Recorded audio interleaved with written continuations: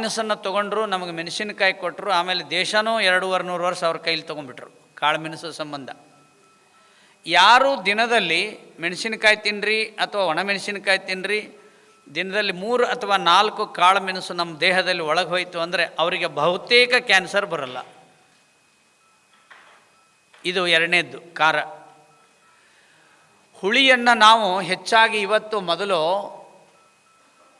ಸಾಂಪ್ರದಾಯಿಕವಾಗಿ ಬಳಸುವಾಗ ನಿಂಬೆಹಣ್ಣು ಆಮ್ಸಲು ಬಳಸ್ತಿದ್ವಿ. ಕಾಲಕ್ರಮೇಣ ಹುಣಸೆ ಹಣ್ಣನ್ನು ಜಾಸ್ತಿ ಬಳಸ್ತಾ ಇದ್ದೀವಿ. ಈಗಂತೂ ಹುಣಸೆಹಣ್ಣು ನಿಂಬೆಹಣ್ಣು ಬಿಟ್ಟು ನಾವು ಟೊಮೆಟೋದ್ರ ಮೇಲೇ ಅವಲಂಬಿತ ಆಗಿದ್ದೀವಿ. ಟೊಮೆಟೊದಲ್ಲಿರುವಂಥ ಹುಳಿ ನಿಂಬೆಹಣ್ಣು ಏನು ಕೆಲಸ ಮಾಡುತ್ತೆ ಆ ಕೆಲಸ ಮಾಡೋದಿಲ್ಲ.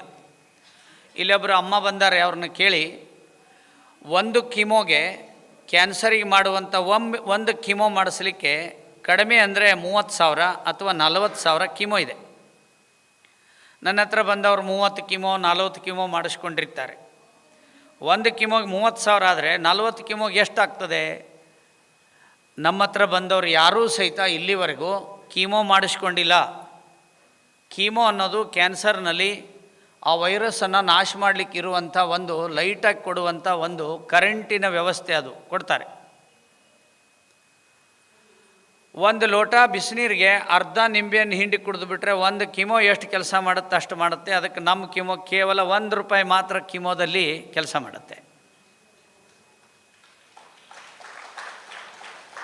ಅಡುಗೆಗೆ ಬಳಸುವಾಗ ಹೆಚ್ಚು ನಿಂಬೆಹಣ್ಣನ್ನು ಬಳಸಿದರೆ, ಉಗುರು ಬೆಚ್ಚಗೆ ನೀರಿಗೆ ನಿಂಬೆಹಣ್ಣು ಹಾಕಿ ಕುಡಿದ್ರೆ ಕ್ಯಾನ್ಸರ್ಕಾರಕ ಸೆಲ್ಲುಗಳೇನಾದರೂ ಕೋಶಗಳಲ್ಲಿ ತಯಾರಾಗ್ತಾ ಇದ್ದರೆ ಅದು ನಾಶ ಮಾಡುವಂಥದ್ದು ನಿಂಬೆಹಣ್ಣಿನ ಜ್ಯೂಸ್ನಲ್ಲಿದೆ.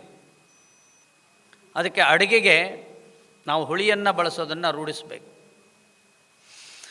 ಇನ್ನು ಸಿಹಿಯಂತೂ ಇಡೀ ದೇಶದಲ್ಲಿ ಒಂದು 60 ವರ್ಷದ ಹಿಂದುಗಡೆ ಬೆಲ್ಲವನ್ನು ತಿಂತಿದ್ರು.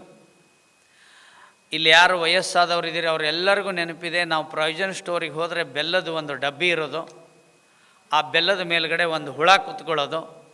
ನಮ್ಮ ಕಡೆ ಅದು ಕಣಜಿರಿಗೆ ಅಂತಾರೆ, ಈ ಕಡೆ ಏನೋ ಒಂದು ಶಬ್ದ ಅಂತಿರ್ಬೋದು.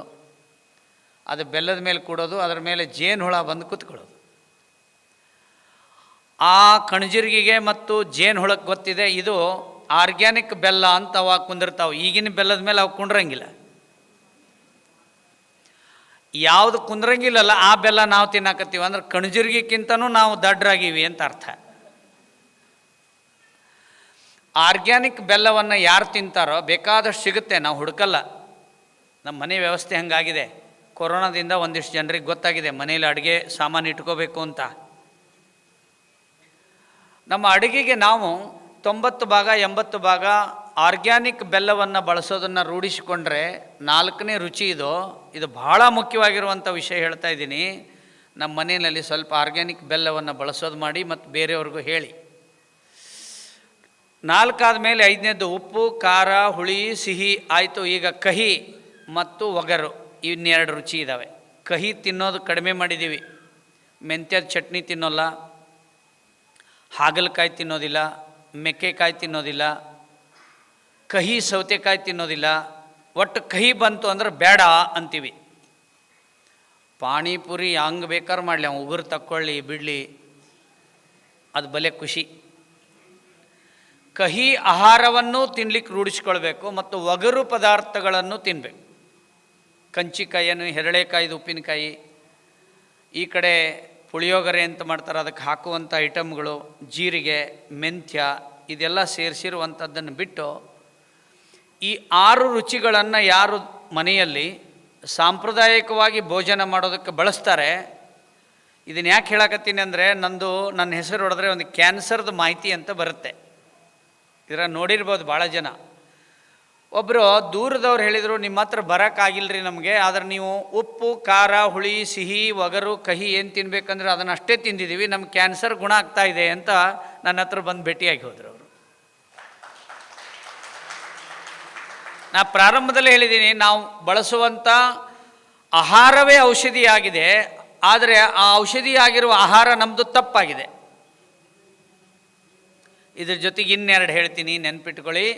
ಅತ್ಯಂತ ವಿಷಕಾರಿ ಮತ್ತು ಕಾಯಿಲೆ ಬೆಳೆಯೋದಕ್ಕೆ ಮುಖ್ಯವಾಗಿರತಕ್ಕಂಥ ಕಾರಣ ಯಾವುದು ಅಂದರೆ ಈ 6 ಬಿಟ್ಟು ಅತಿ ದೊಡ್ಡ ಕಾರಣ ಯಾವುದು ಅಂದರೆ ನಮ್ಮ ಅಡುಗೆಗೆ ಬಳಸುವಂಥ ಅಡುಗೆ ಎಣ್ಣೆ.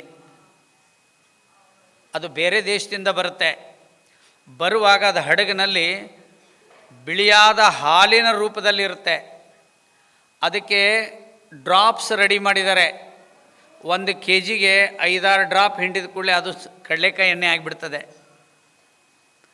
ಆ ವೈಟ್ ಆಯಿಲನ್ನು ತೊಗೊಂಡ ಮೇಲೆ ಟ್ರಕ್ಕಿಗೆ, ಟ್ರ್ಯಾಕ್ಟರ್ಗೆ, ಆಟೋಕ್ಕೆ ಹಾಕಲಿಕ್ಕೂ ಅದನ್ನೇ ತಯಾರು ಮಾಡ್ತಾರೆ. ನಮಗೆ ತಿನ್ಲಿಕ್ಕೆ ಕೊಡೋ ಆಯಿಲನ್ನು ಅದರಿಂದನೇ ತಯಾರು ಮಾಡ್ತಾರೆ.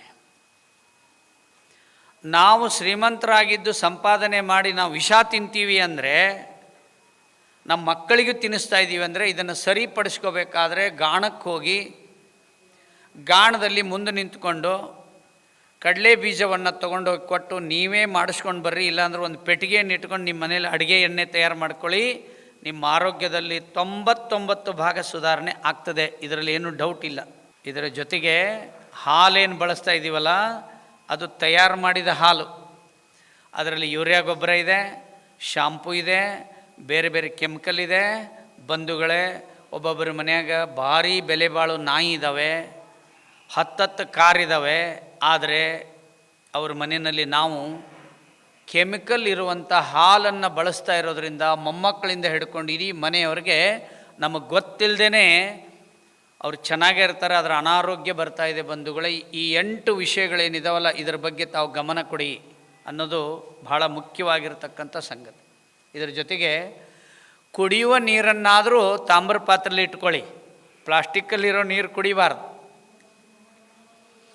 70ನೇ ಇಸ್ವಿಲಿ ಯಾರಾದರೂ ಪ್ಲಾಸ್ಟಿಕ್ ತಟ್ಟೆಯಲ್ಲಿ ಊಟ ಮಾಡಿದರೆ, ನಮ್ಮೂರಲ್ಲಿ ಏನಂತಿದ್ರು ಅಂದ್ರೆ, ಭಾಳ ಬಡವರು ಅದಾರ ಅವ್ರ ಪಾಪ, ಅದಕ್ಕೆ ಪ್ಲಾಸ್ಟಿಕ್ ತಟ್ಟೆಯಲ್ಲಿ ಊಟ ಮಾಡ್ತಿದ್ರು ಅಂತ.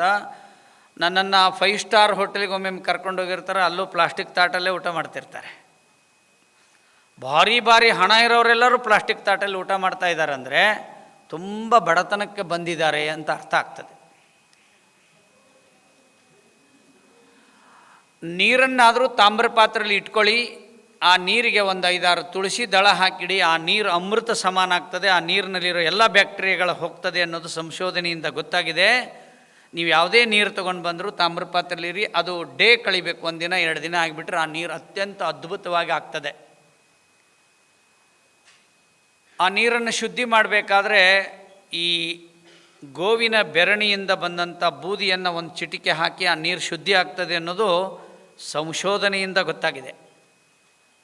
ಅದಕ್ಕಾಗಿ ಗಾಣದಿಂದ ಯಾರು ಎಣ್ಣೆ ತೆಗಿತಾ ಇದ್ದಾರೆ, ಇವತ್ತು ನಾಡಿನಲ್ಲಿ ಗೋವಿನ ಸೇವೆಯನ್ನು ಯಾರು ಮಾಡ್ತಾ ಇದ್ದಾರೆ, ಸಾವಯವ ಉತ್ಪನ್ನಗಳನ್ನು ಸಂಶೋಧನೆ ಮಾಡಿ ನಾಗರಿಕರಿಗೆ ತಲುಪಿಸ್ತಾ ಇದ್ದಾರೆ, ಅಂಥವ್ರಿಗೆಲ್ಲ ನಾನು ತಮ್ಮೆಲ್ಲರ ಪರವಾಗಿ ತುಂಬು ಹೃದಯದ ವಂದನೆಗಳನ್ನು ಅರ್ಪಿಸ್ತೇನೆ.